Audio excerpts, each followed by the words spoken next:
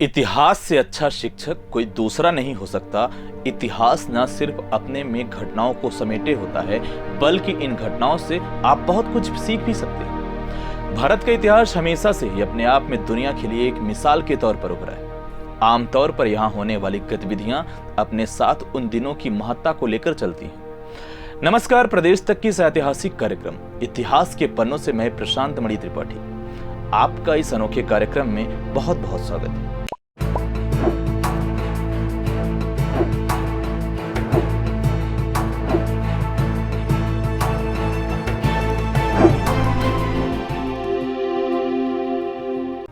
भारत के इतिहास में रक्षा विज्ञान और रक्षा अनुसंधान की दृष्टि से 11 मई का दिन बहुत महत्वपूर्ण है।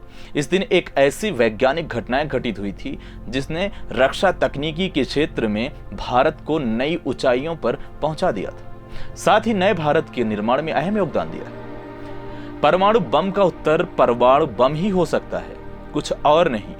ये शब्द हैं भारत के पूर्व प्रधानमंत्री अटल बिहारी वाजपेयी के। दरअसल 16 अक्टूबर 1964 को भारत के पड़ोसी देश चीन सफल परमाणु परीक्षण कर दुनिया का 5वां परमाणु संपन्न देश बन गया। चूंकि 2 वर्ष पहले ही सन 1962 में चीन ने भारत को युद्ध में परास्त किया था, इसीलिए युद्ध में हार के बाद चीन की बढ़ती ताकत देख भारत की सुरक्षा को लेकर अटल जी ने यह बात कही थी। आज हम यह चर्चा इसलिए कर रहे हैं क्योंकि कल 11 मई था और कल जैसलमेर के पोखरण फील्ड फायरिंग रेंज में देश के पूर्व राष्ट्रपति डॉक्टर APJ अब्दुल कलाम के नेतृत्व में यह परमाणु परीक्षण को पूरे 25 साल हो गए। इसे ठीक तरह से समझने के लिए आपको हमारे साथ 1995 से 1996 के उस दौर में चलना होगा जहां भारत दूसरा परमाणु परीक्षण करने के मंसूबे बना रहा था, लेकिन दुनिया को इस बारे में पता चल गया और अमेरिका समेत कुछ अन्य बड़े देशों के दबाव में भारत को अपना यह परमाणु परीक्षण रद्द करना पड़ा। मगर 2 साल बाद वह वक्त भी आ गया जब अटल बिहारी वाजपेयी को सालों पहले किए अपने दृढ़ निश्चय को मूर्त रूप देना था। अटल बिहारी वाजपेयी की सरकार ने पूरी सावधानी बरतते हुए पोखरण में दूसरा न्यूक्लियर टेस्ट कर लिया और दुनिया को इसकी भनक तक नहीं लग सकी। दरअसल अटल बिहारी वाजपेयी 1998 में दूसरी बार NDA यानी राष्ट्रीय जनतांत्रिक गठबंधन की सरकार का नेतृत्व करते हुए देश के प्रधानमंत्री बने और धीरे धीरे अटल की सरकार चल पड़ी। अटल बिहारी वाजपेयी ने सत्ता में सुदृढ़ होते ही परमाणु परीक्षण की दीर्घकालिक आकांक्षा को सच साबित करने में जुट गए। आपको बता दें, इससे पहले इंदिरा गांधी की सरकार उसमें सन 1974 को पहला परमाणु परीक्षण किया गया था, जिसका कोड नेम बुद्धा स्माइलिंग दिया गया था। हालांकि उस वक्त की परिस्थितियां पूरी तरह जुदा थी।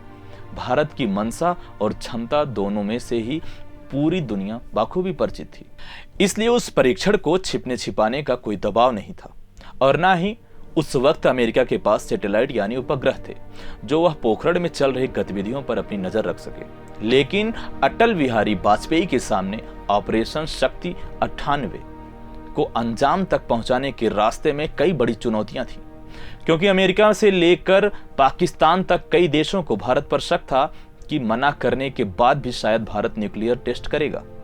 इसीलिए अमेरिका सैटेलाइट पोखरण के चक्कर लगा रहे थे। अटल ने पिछली चूक से सबक लेते हुए पोखरण 2 के कार्यक्रमों को बिल्कुल गुप्त रखने का फैसला किया। ऑपरेशन इतना सीक्रेट रहा कि अमेरिका तो छोड़िए, इसका पता तत्कालीन प्रधानमंत्री अटल बिहारी वाजपेयी के किसी मंत्री तक को नहीं लगा।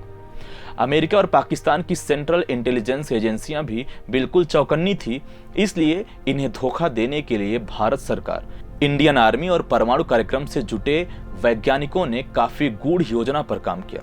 इसके लिए कोडिंग का सहारा भी लिया गया।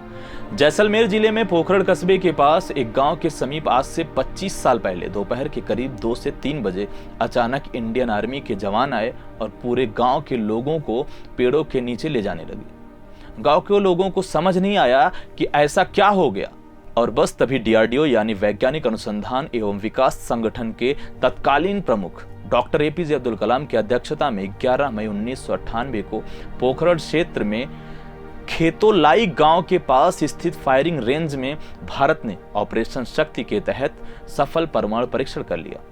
इसके बाद 13 मई को न्यूक्लियर टेस्ट किए गए। इतिहास के पन्नों से ही ऐसी ही कई और रोचक जानकारियों के लिए आप जुड़े रहें प्रदेश तक के साथ। धन्यवाद।